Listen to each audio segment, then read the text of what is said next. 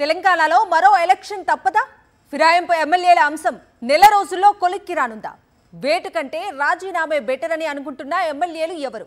ఫిరాయింపు ఎమ్మెల్యేలకు ఇబ్బంది లేకుండా ఉండాలి అంటే కాంగ్రెస్ ముందున్న మార్గాలు ఏంటి?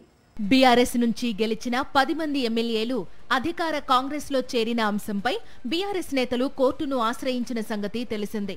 ఈ నేపథ్యంలో ఈ అంశంలో 3 నెలల్లోపు చర్యలు తీసుకోమని సుప్రీంకోర్టు స్పీకర్ను ఆదేశించింది. కోర్టు ఆదేశానుసారం స్పీకర్ గడ్డం ప్రసాద్ ఈ అంశంలో విచారణను మొదలుపెట్టారు. ఇప్పటికే 4 ఫిరాయింపు ఎమ్మెల్యేల విచారణ ముగిసింది. మరో 4 ఎమ్మెల్యేల విచారణ కొనసాగుతోంది. ఈ నెల 19, 20 తేదీలలో 4 ఎమ్మెల్యేల ఓరల్ ఆర్గ్యుమెంట్స్ నిర్వహించనున్నారు. 19వ తేదీన తెల్లం వెంకట్రావు, సంజయ్, 20వ తేదీన పోచారం, అరికెపూడి గాంధీ కేసులో ఆర్గ్యుమెంట్స్ జరగనున్నాయి. పశ్చిమ బెంగాల్లో పార్టీ మారిన ఎమ్మెల్యేపై ఇటీవల వేటు పడింది. బీజేపీ నుండి గెలిచిన ముకుల్ రాయ్ అక్కడి అధికార పార్టీ తృణమూల్ కాంగ్రెస్ లో చేరారు. కలకత్తా హైకోర్టు ముకుల్ రాయ్ పై వేటు వేసింది. దీంతో తెలంగాణలో సైతం ఫిరాయింపు ఎమ్మెల్యేలపై వేటు పడుతుందని బీఆర్ఎస్ లో చర్చ జరుగుతోంది. చీఫ్ జస్టిస్ బీఆర్ గవాయ్ సైతం ఫిరాయింపుల విషయంలో మొదటి నుంచి సీరియస్ గా ఉన్న విషయం తెలిసిందే.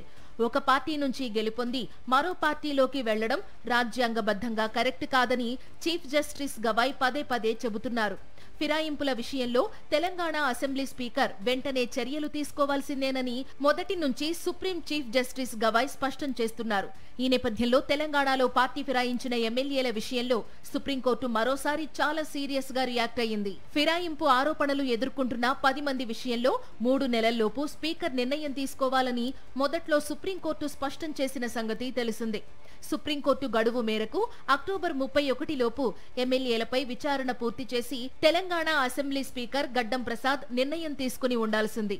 కానీ సుప్రీం గడువు వరకు కేవలం 4 ఎమ్మెల్యేల విచారణ మాత్రమే పూర్తయింది. దీంతో స్పీకర్ కార్యాలయం మరో 8 వారాల గడువు కోరుతూ సుప్రీంకోర్టులో పిటిషన్ వేసింది. ఇంతలో బీఆర్ఎస్ పార్టీ మరోసారి సుప్రీంకోర్టును ఆశ్రయించింది. కోర్టు ఇచ్చిన గడువు మేరకు నిర్ణయం తీసుకోకుండా స్పీకర్ కోర్టు ధిక్కారణకు పాల్పడ్డారని పిటిషన్ వేసింది. దీంతో మరోసారి విచారణ చేపట్టిన సుప్రీంకోర్టు ఫిరాయింపు ఎమ్మెల్యేల వ్యవహారంపై మరోసారి సీరియస్ అయింది. ఈ విషయంలో స్పీకర్ తీరుపై సుప్రీంకోర్టు ఘాటు వ్యాఖ్యలు చేసింది. ఫైనల్ గా 4 వారాల గడువు ఇచ్చింది. ఈలోగా ఫిరాయింపు ఎమ్మెల్యేల ఎపిసోడ్లో ఖచ్చితమైన నిర్ణయం తీసుకోవాల్సిందేనని సుప్రీంకోర్టు తాజాగా స్పష్టం చేసింది.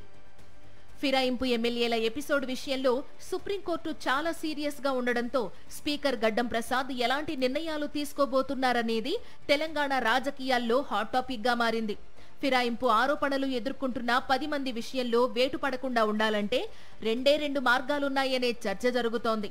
ఫిరాయింపు వేటు నుంచి తప్పుకోవాలంటే బీఆర్ఎస్ శాసనసభాపక్షం కాంగ్రెస్ లో విలీనం కావలసి ఉంటుంది.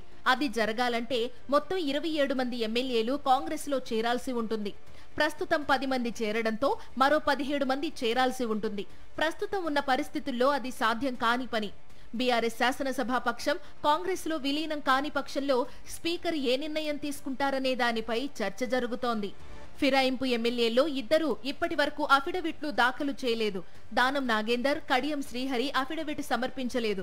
దానం నాగేందర్ బీఆర్ఎస్ నుండి ఎమ్మెల్యేగా గెలిచి పార్లమెంటు ఎన్నికల్లో కాంగ్రెస్ తరపున ఎంపీ అభ్యర్థిగా బరిలో నిలిచారు. ఈ నేపథ్యంలో పార్టీ ఫిరాయించినట్లు స్పష్టమైన ఆధారాలున్నందున స్పీకర్ నోటీసులకు ఆయన ఇప్పటి వరకు సమాధానం ఇవ్వలేదు. అలాగే స్టేషన్ ఘన్పూర్ ఎమ్మెల్యే కడియం శ్రీహరి తన కూతురు కావ్యకు సంబంధించిన పార్లమెంటు ఎన్నికల నామినేషన్ పేపర్లలో ప్రపోజర్ గా సంతకం చేశారు. ఆమె కాంగ్రెస్ ఎంపీ అభ్యర్థిగా గెలిచారు.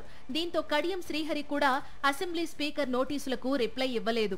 అయితే వీరిద్దరూ ఈ 4 వారాల్లోగా తమ ఎమ్మెల్యే పదవులకు రాజీనామా చేసే అవకాశాలు ఎక్కువగా ఉన్నట్లు ప్రచారం జరుగుతోంది. ఒకవేళ ఎమ్మెల్యే పదవులకు రాజీనామా చేయకపోతే స్పీకర్ చేతిలో అనర్హత వేటుకు గురి కావలసి వస్తుంది. ఎందుకంటే వారికి వ్యతిరేకంగా సాక్ష్యాలు బలంగా ఉన్నాయి. ఇదే జరిగితే 6 సంవత్సరాల పాటు వీరిద్దరూ పోటీ చేయడానికి వీలుండదు. కనుక ఎమ్మెల్యే పదవులకు రాజీనామా చేస్తారనే ప్రచారం బలంగా జరుగుతోంది.